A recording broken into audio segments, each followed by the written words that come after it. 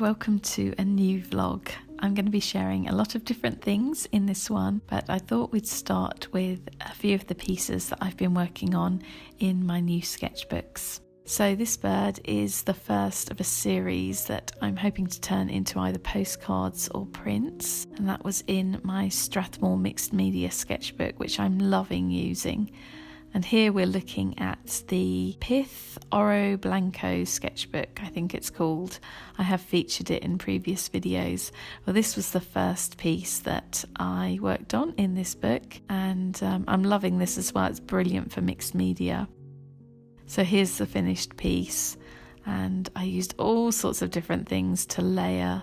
I'll be going into more detail about this type of work on my upcoming Patreon when it launches, but you can see just how many different layers and different media there are in this piece. And then I thought we'll have a quick look at the few pieces I've done in my new Strathmore sketchbook. So there's the little bird again, and I also worked on this very wintry piece.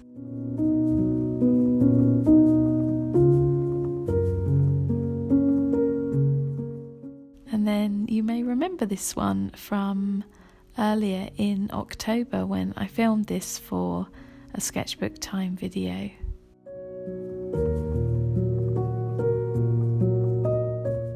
I've also been working on some pieces for an upcoming shop update, and this little bird will also be part of a special collaboration I'm doing this winter, so I will tell you more about that soon. Some of you may remember my Crema Greys watercolour set.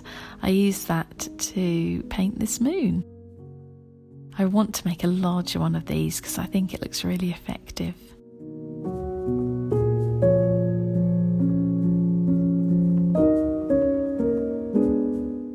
For the bird, I used a mixture of watercolour and acrylic gouache.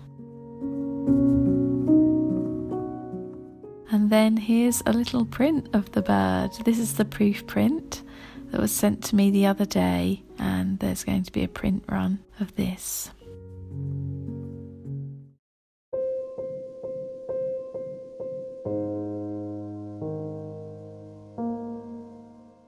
Sometimes when I feel like I've been in the studio too long or working too much, I will try and get outside for a walk around the garden, and I'm finding it really inspiring at this time of year.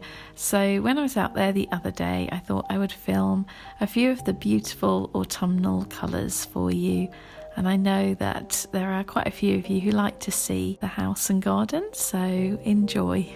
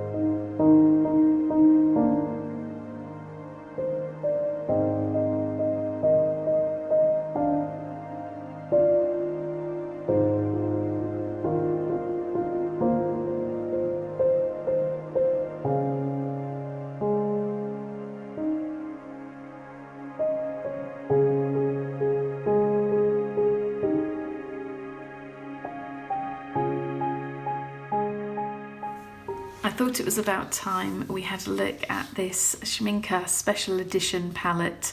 I bought this probably about 4 months ago.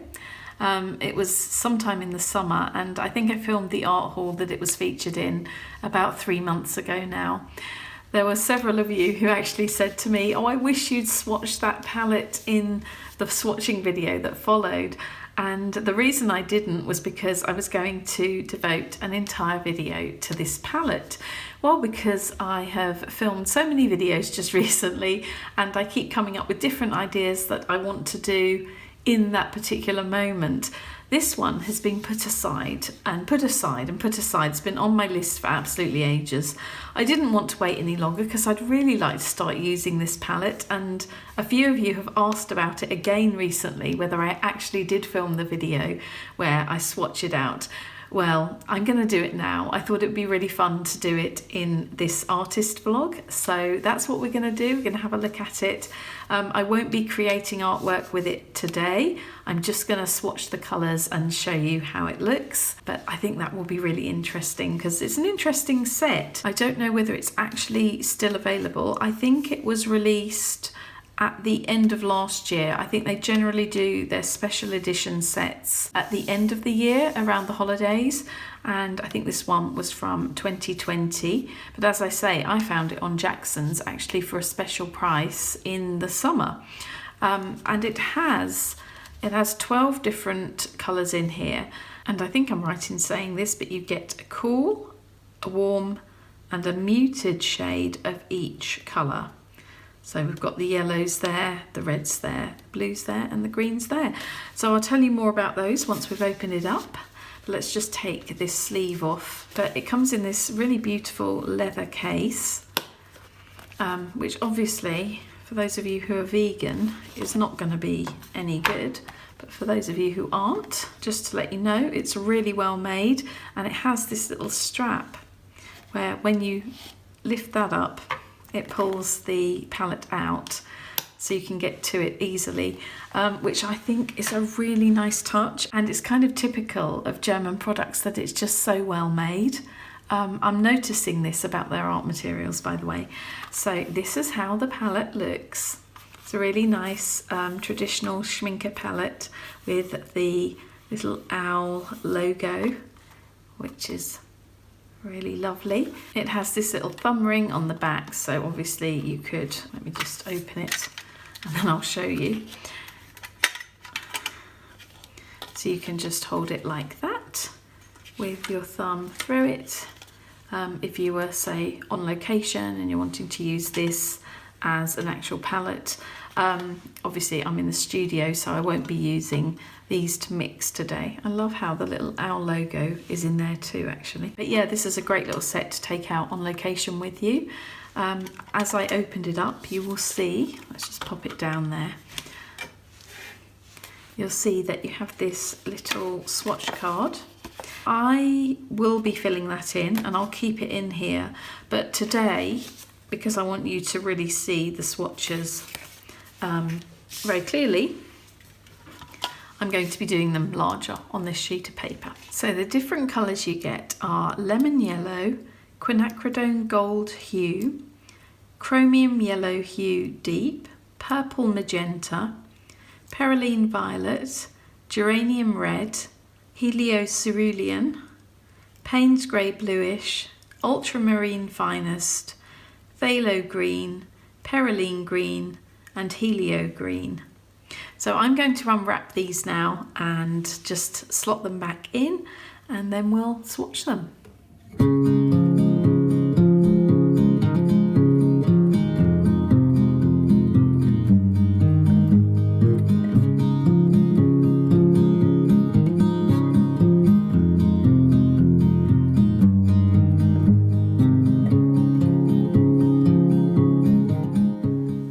So this is how the palette looks when all of the wrappers have been taken off. That took a ridiculously long time. I didn't even film it all because it was just taking me so long to take them off and put them back in again and make them tight enough so that they're not slipping around, which, as you can see, I've managed to do. I just had to bend these little metal bits a bit more and it kind of holds them in there very steady. So we're gonna start swatching. I think just have a look at these. I know that some of you have been looking forward to this as long as I have actually. Right, so I'm gonna start with the lemon yellow. Is that on screen? Let me just check. Yes, you can see. I just have to make sure. I hope this brush isn't, I'm a bit worried this brush has got the remainders of some Payne's grey in it actually. Let's get another brush just in case. Because I don't want to contaminate this. Oops. I'm spreading it into the next colour. Okay, so this is lemon yellow. How am I going to do this? I'll do it in the mass tone on this side, and then I'll just wash it out a bit. Oh, it's lovely, super bright, zingy yellow, really fresh. So this is the cool yellow. I don't know whether I'm washing this out enough. Just try and lift some of that off a bit. I'd be interested in actually just mixing a few of these colours as well to see what other colours we can come up with. Okay, the next one is the Quinacridone Gold Hue. You can see actually that I've written underneath the names of each paint. I've written the pigments and the number of stars they gave them for light fastness. So all of the colours in this set are pretty light fast, which is good to know. Oh, this is a really nice colour. I don't think I actually have a Quinacridone Gold. This is something I think has been missing from my palette. Well, that's an interesting colour, isn't it? These are super translucent, transparent. They feel like really nice quality watercolours. I have a few of the Schmincke Horadam watercolours in my palette, and I really love them because the quality is so good.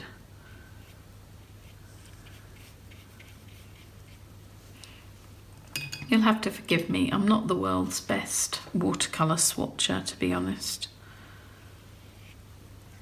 There are some people who do it so much better than me. That's going to dry up really weirdly, isn't it? Let's just blend that out a bit. We'll get an idea of what they look like. Okay, so the next one along is the Chromium Yellow Hue Deep. I'll bring these all up closer to the camera, actually, when I've finished swatching them all, so you can have a really good look at them.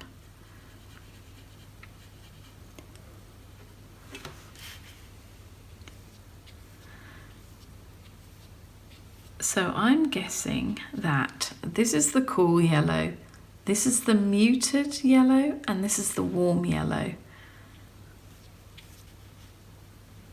I'm still kind of trying to get used to watercolour actually, in some ways. Even though it's something I've used for years, I am much more used to using acrylic and gouache, and I'm still kind of learning with watercolour really. Well, I feel like I am. I'm kind of learning its characteristics and the fact that it's really quite uncontrollable compared to some other mediums. So I have to let go of some of that like precision and control and this desire for perfection and just let it flow. So I think it's actually a good lesson for me. Okay, I'm interested to see this one. This is the Purple Magenta. Oh, it looks like it's going to be really quite bright. Oh wow, what a colour, look at that. God, that's really stunning, isn't it? These are really striking me as very pure. A amazing watercolours. Look at the quality of them. That's so beautiful. I mean, you know my work, and that I don't tend to use a lot of very bright, bold colours. I'm much more into muted colours, and then I will add like a pop of colour here and there. I'm not actually that keen on the phrase a pop of colour, but I can't think how else to put it really. A hit of colour? A hint of colour. Yeah, that's quite nice, a hint of colour. Perylene Violet's coming up next, and this is actually one of my favourite colours. Love this so much. I do have a Perylene Violet in my main palette, I think it is. Is it in my main palette? Or is that Perylene Maroon? I can't remember now. But look at this.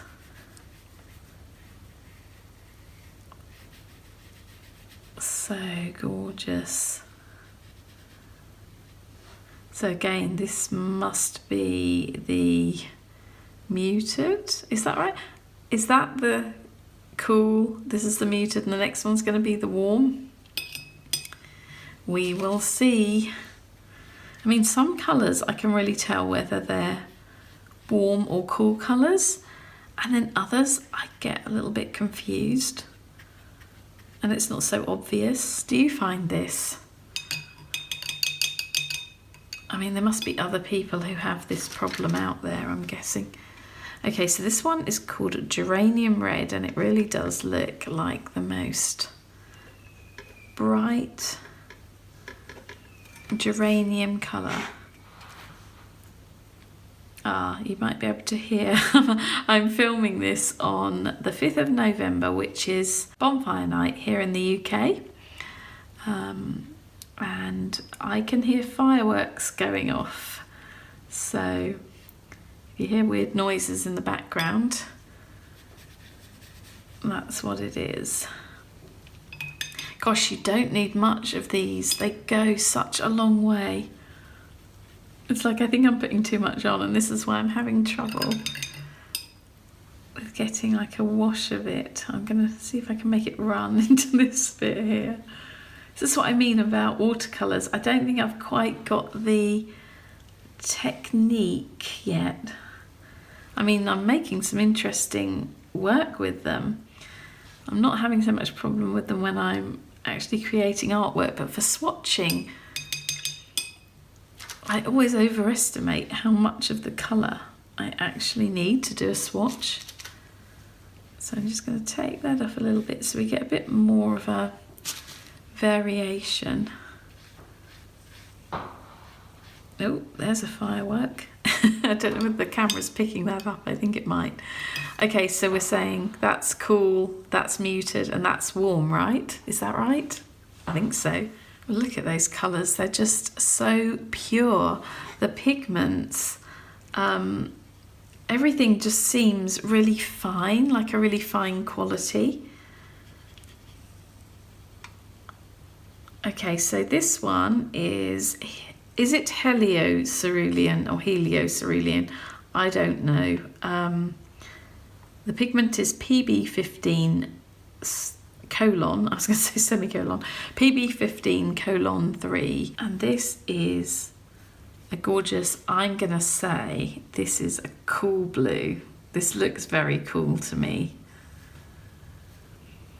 Oh, I really want to mix these because I think mixing them is going to create the kind of colours that I would use, rather than, like, I wouldn't use a blue like this in my work, just, you know, as bright as this.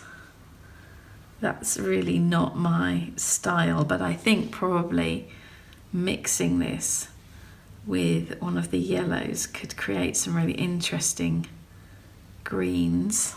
So we're going to have a little quick look at that in a minute and just see.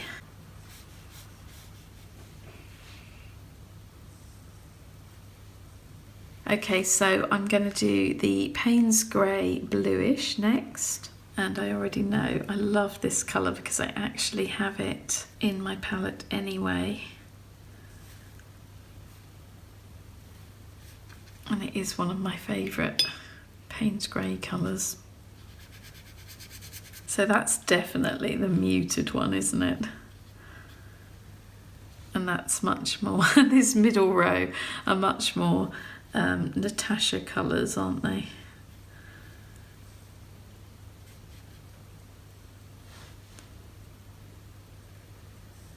So the third blue is Ultramarine Finest. Always a good mixing colour to have.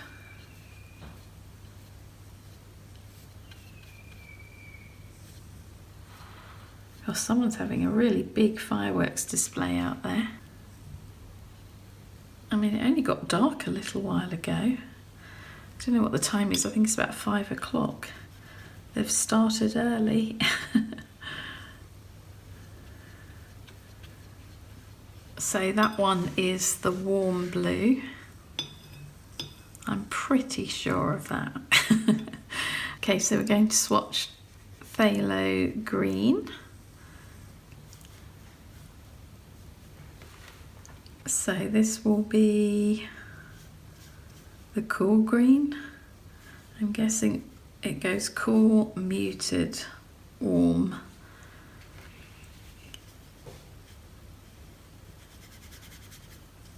Yeah, it's kind of slightly a bluish green, isn't it?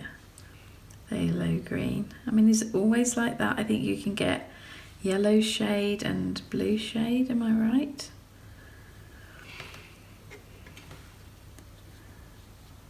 These colours are absolutely amazing. They're so vibrant and pure. Oh, that's a big swatch, isn't it? Suddenly this swatch has gone much larger than the other ones. I think I left more of a gap there, didn't I? Okay, with the backdrop of fireworks, we're going to swatch Perylene Green. This is another colour I have in my palette already and love. So you can tell which ones are my colours. I have a Perylene Violet, I have Payne's Grey Bluish, and I have Perylene Green. They're all the muted ones, aren't they? So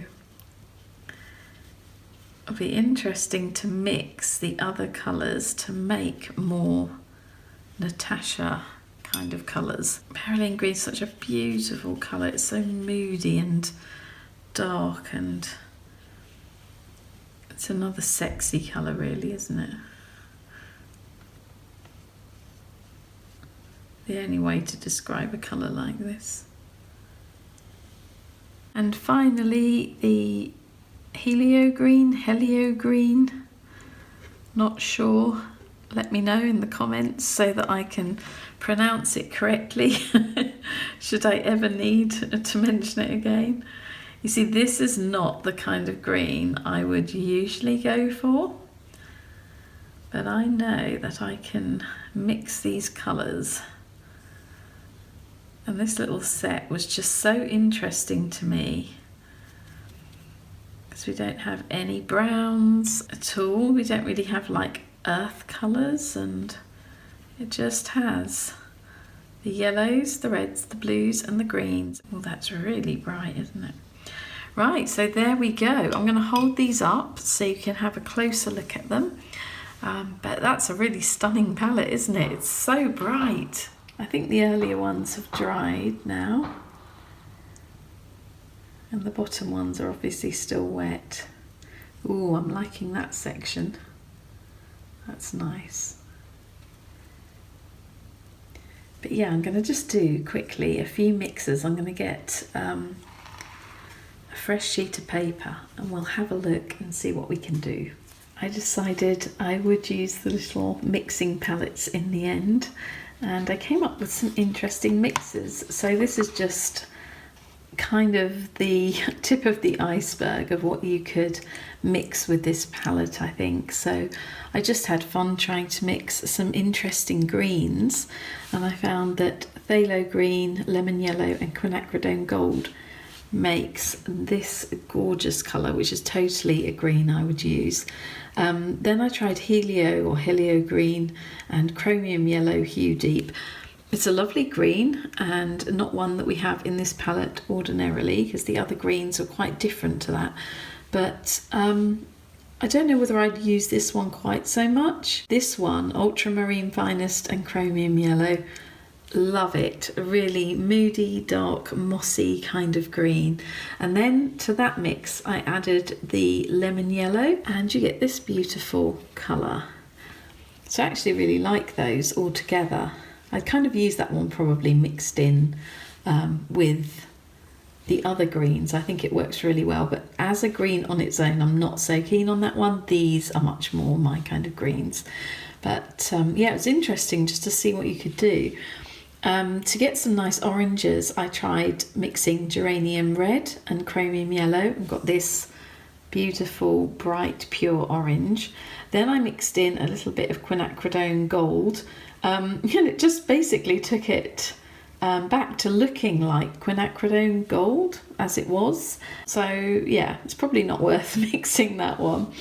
Then I added to this mixture Perylene Violet and got this gorgeous, almost like a burnt sienna kind of brown colour. And then I added Ultramarine. So this is just that mix and then adding colours each time. So when I added Ultramarine to all of these, you get this really dark brown. So it's quite useful to know that you could mix some really nice browns with this set as well. So it'd be a good landscape set. And then I wanted to try mixing some interesting teal colours. So I used Phthalo Green and Payne's Grey Bluish, and that's what I ended up with. That's really beautiful. And then this one is Helios Cerulean and Payne's Grey Bluish and Helio Green, so that's like a mix of 3 colours. I got this really dark teal, which I think might be my most favourite colour on this page. Here I mixed purple, magenta and ultramarine and got this really pure, bright purple. I'd quite like it if that was a little bit darker, but you could make it darker. Anyway, out of interest, I mixed it with lemon yellow just to see what would happen. And you get this colour, which is kind of like an olive. So yeah, just playing around for a few minutes and discovered some interesting mixes. But as I say, that's like the tip of the iceberg.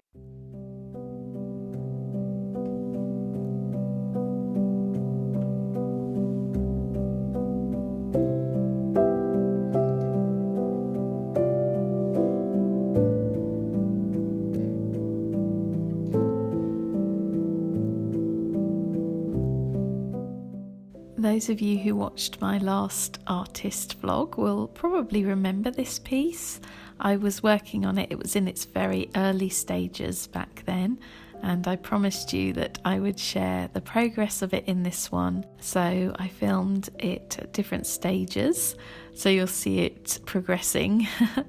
And yeah, it's now gone off to its new home. It's now in the United States with the lady who bought it, and it was actually a commission, by the way. It was something that I had decided to take on before I stopped taking on commissions. So at the moment I'm not actually taking on any more commissions. I need to work on my own projects, but I agreed to this one before I put that in place. So it was a real joy to work on it. It was very time consuming because of all the detail, but I loved working on it. I find it really peaceful to work on these pieces. They're part of my Cove Hythe series. Cove Hythe is a place in Suffolk, by the way. It's a coastal village and a very special place to me.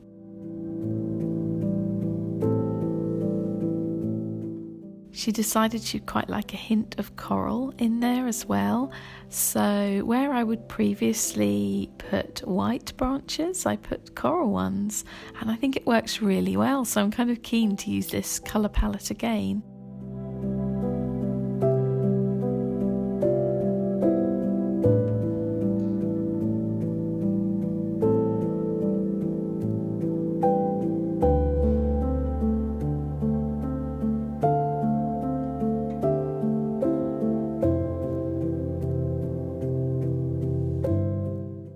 And And this is the one I said I hoped would be finished by the next vlog. Well, it isn't finished, but it has progressed a little bit. I haven't had much time to work on it because obviously I've been doing quite a lot of other stuff, things with deadlines and so on. So yeah, I want to get back to this one. You can see the little house is, I've kind of mapped it out, but it hasn't got all of its details, and its roof isn't done and the windows aren't finished and all of that.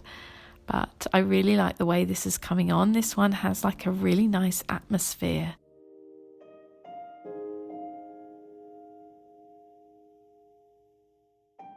I still need to add the trees and the bushes and the sheep and possibly a little fence. I don't know, but a few details anyway. This is another smaller canvas I've been working on for the shop update.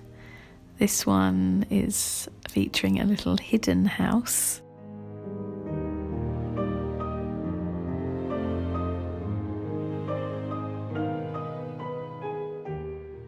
It's really just peeking out there.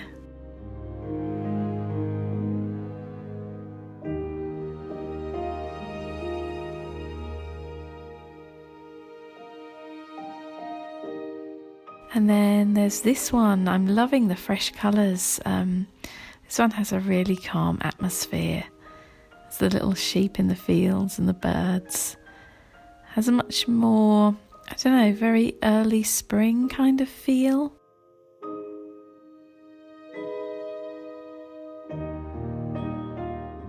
And that one is actually on a thinner canvas, so the edges aren't quite as chunky as the other one. You can see that here. But yeah, this will be in the shop update as well. I'm working on a lot of stuff at the moment.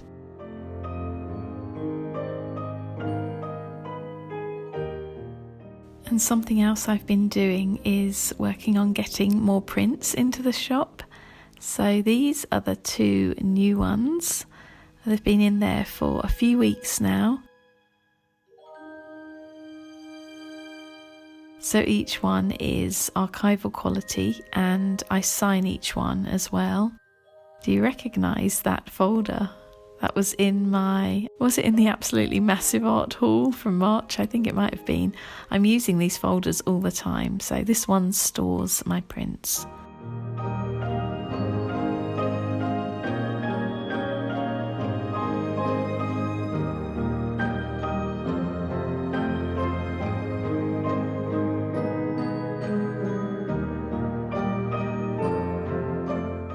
I've seen a couple of other YouTubers doing this with their acrylic gouache paints. So instead of storing them in a tin, I decided to use this little cloth basket storage thingy, and I painted all of the lids and stood them up like this. And you know, it is so much easier. I mean, I can just find the colour I want just by quickly glancing at them. Having them in a tin, I was kind of always just like pulling them all out and trying to find the right colour. So this is the perfect solution.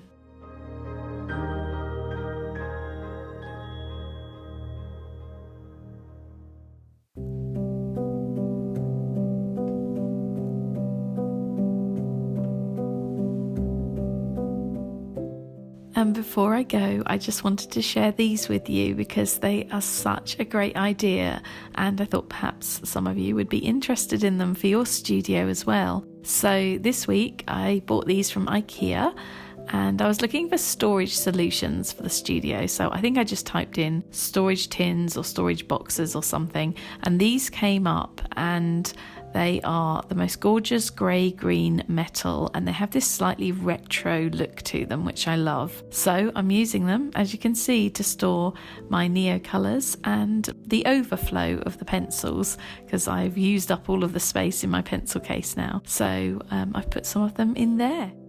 Anyway, thank you all for watching once again, and if you made it to the end this time, please leave a comment saying Schmincke Horadam Batman, and then I'll know that you are one of the few who made it to the end. Take care everyone, and I'll see you in the next video.